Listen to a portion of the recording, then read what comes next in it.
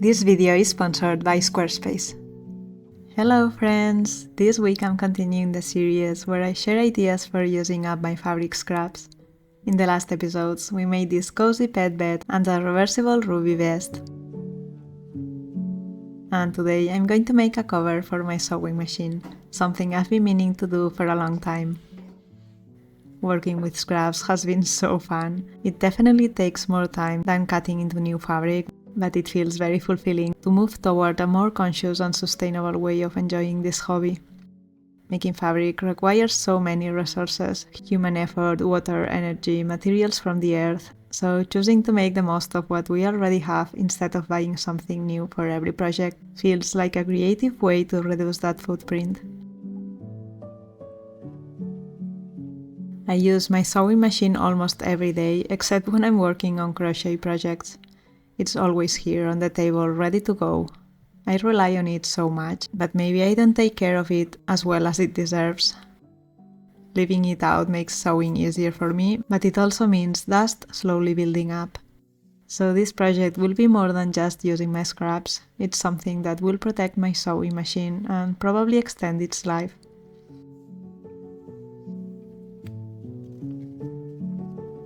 I'm starting by measuring my sewing machine and trying to draft a pattern that fits it properly. I think the structure will be quite simple: one long piece for the front and back and two smaller ones for the sides. I'm going to leave the bottom open and skip adding pockets so the cover can simply slip on and off without any fuss. I also won't be adding a handle or any special openings, since this isn't meant for transporting the machine. It's just to protect it from the dust on the days I'm not sewing.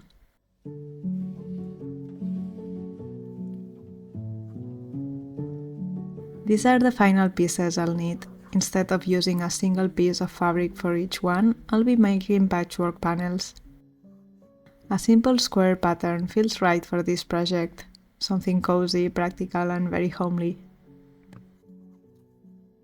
It's funny how, little by little, I seem to be turning everything in my home into patchwork. I can't help it, I love patchwork so much. Once I finish this project, I will work on making a written and printable pattern for this, and it will be available on my new website. I'm so happy to finally have that space to share my patterns with you. Which leads me to today's sponsor, Squarespace. I've been using Squarespace to build my personal website and blog. It is difficult to start anything with a blank slate, but with Squarespace you can start with a template and then customize the colors and fonts. And with their drag and drop tool, you can add as many blogs and images as you want without touching a single line of code. It was very easy and enjoyable to set up. In a couple of days I had my site ready, feeling like me and not a template. Plus, with built-in tools for email newsletters, online shops, and SEO, it's really approachable if you want to share or sell your work online. If you've been thinking about creating a website, you can try Squarespace for free at squarespace.com, and when you're ready, go to squarespace/EstelSogo to save 10% off your first website or domain using the code EstelSogo. Now let's talk about the fabrics I'll be using. These are the scraps I've been collecting, small pieces from past projects, each one with its own little story. I want to bring them together using this beautiful shirt I thrifted a while ago. As soon as I saw it, I knew it had the exact look I wanted for this cover. So I'll start from here and see what wants to belong with it. Working with different types of fabric scraps makes me train and trust my intuition, just letting the pieces talk to each other, finding balance in what's already there. And it's one of the things I love most about patchwork.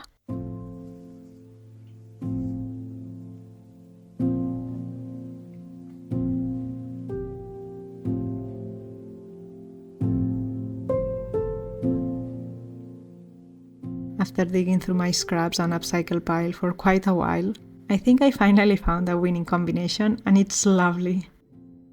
The main character will be the thrifted shirt, and for the lining I chose one of my partner's old shirts.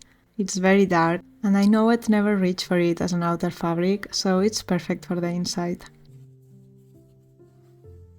To complement the main shirt, I pulled in lighter tones, soft blues and browns, balanced with a few delicate florals and this beautiful purple from the very first dress I ever made. I'm really happy with the color palette, but also slightly overwhelmed. I've been sewing only with scraps for a month, and somehow my bags are still full. You're going to have to give me more ideas on how to use them. For now, I'll move to the dining table and start cutting all the pieces.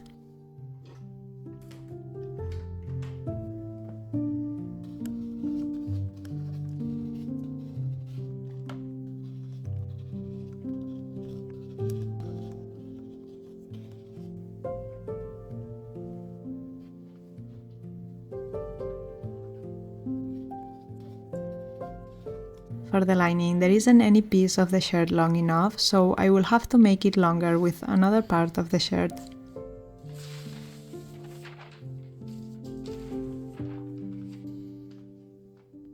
The other front piece is just perfect to cut the lining for the sides, and without planning it, it seems it will have an inside pocket after all.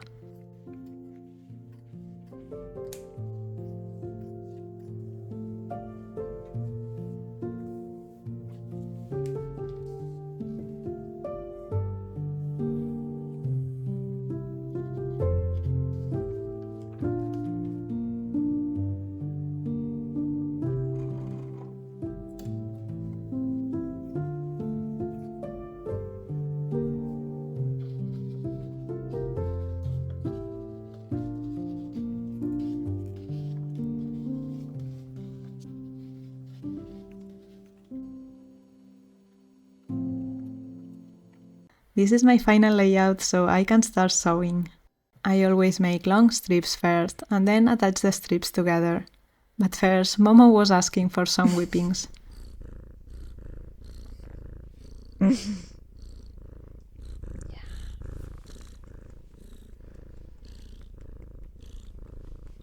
Does your cat also ask for bad slaps, or is it only Momo who is a little bit vicious?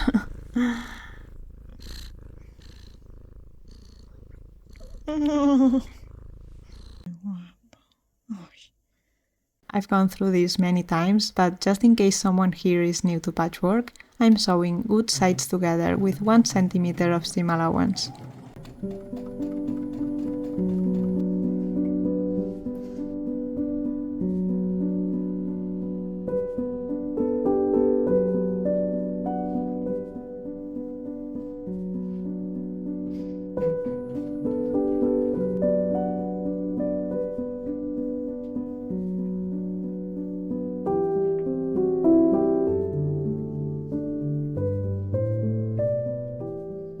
Here I'm laying the strips out again because I need to press the seams in opposite directions, 1 strip to the left, 1 to the right.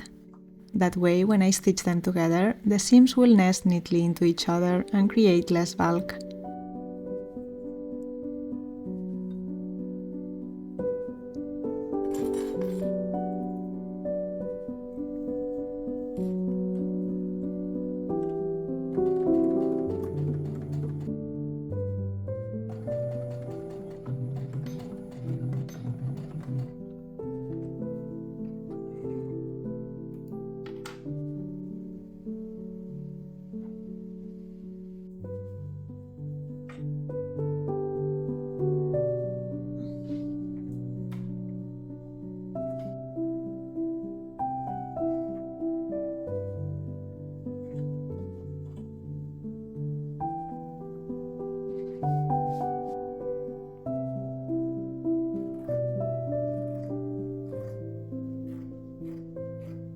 Since I'll be finishing the edges with bias binding, I can layer everything with the right sides facing out and the batting sandwiched in between.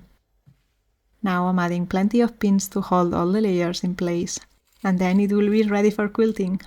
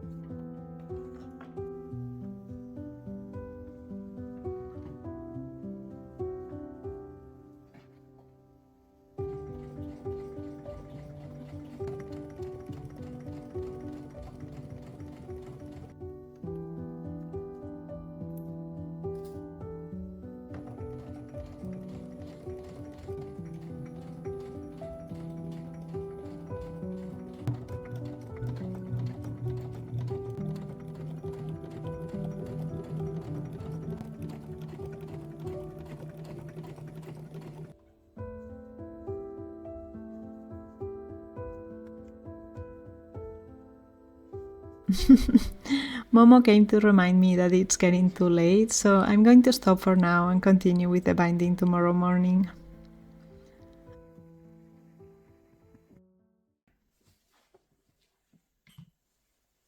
Morning! I will start with this early in the morning because I have lunch plans with my mother and my sister. We'll see if I can finish it today. I have to prepare the sides of the cover by making a sandwich with a batting. I will not quilt this, I will just make a seam along the edge.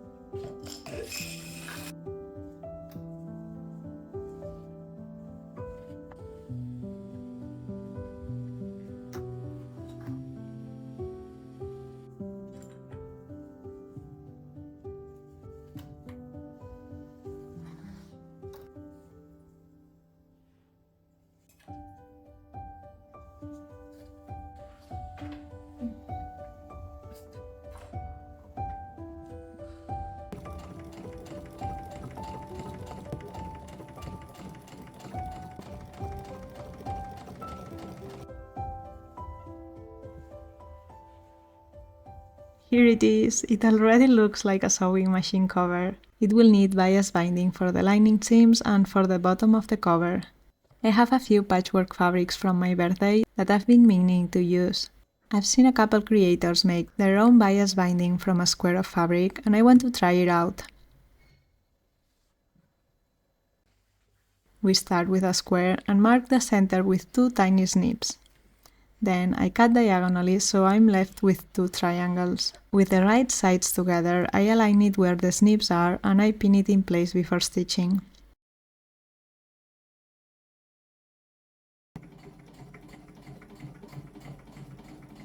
Once it's sewn, you get this long shape.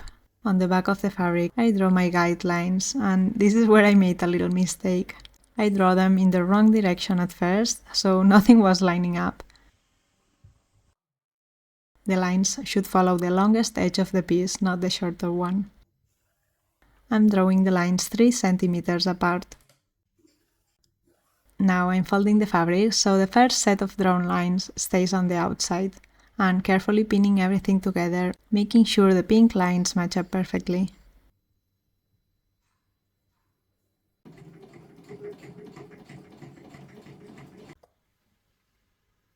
I'm surprised at how well this aligned. Now I just need to cut along the marked line, following the loop, and I will have one long continuous strip of binding. I really enjoyed this method, it feels almost magical when it works, and I think I'll be using it more often.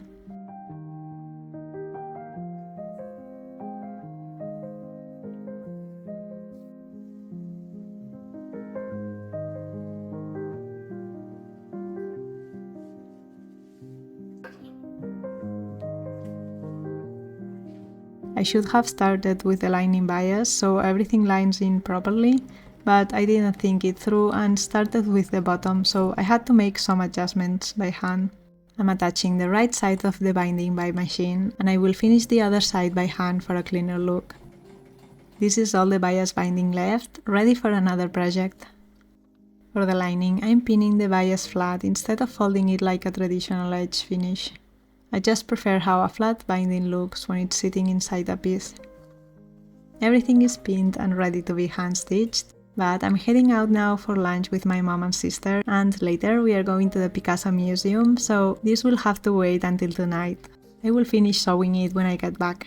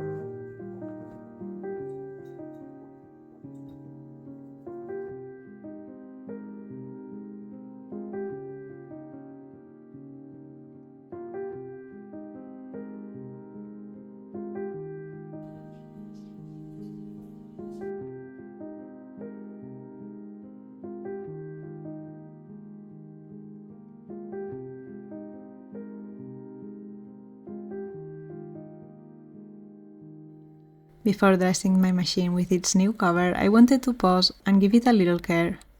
Here are the tools I have for my sewing machine maintenance. These tweezers are for removing any thread that might be stuck. A small screwdriver for disassembling parts of the machine. This other piece that usually comes with the machine for removing this base.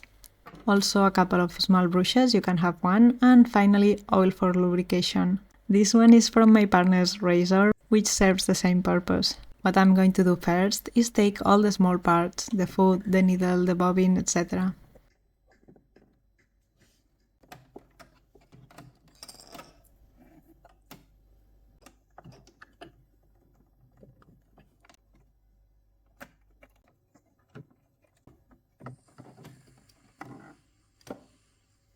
Now that I've opened everything up, you can see how much dirt has accumulated.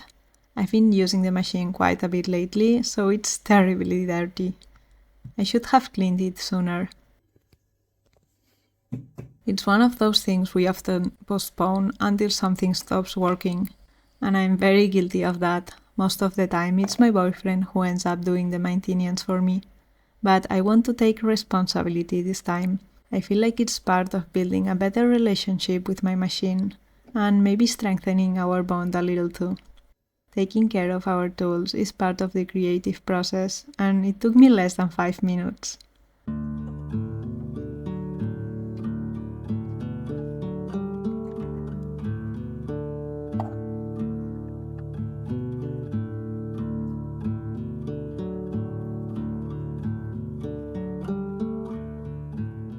Now that everything is clean, I'm going to add a few small drops of oil to the parts that experience friction when the machine is running, just to keep everything moving smoothly and extend its life.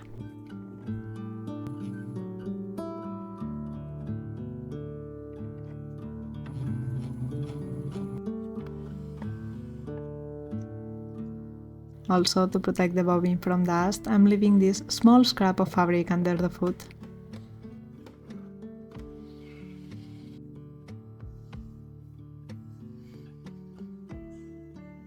Now my mommy will show you the new patchwork cover. Please be nice with her and subscribe or drop a like or a comment so she can buy me more snacks. Thank you, you can continue.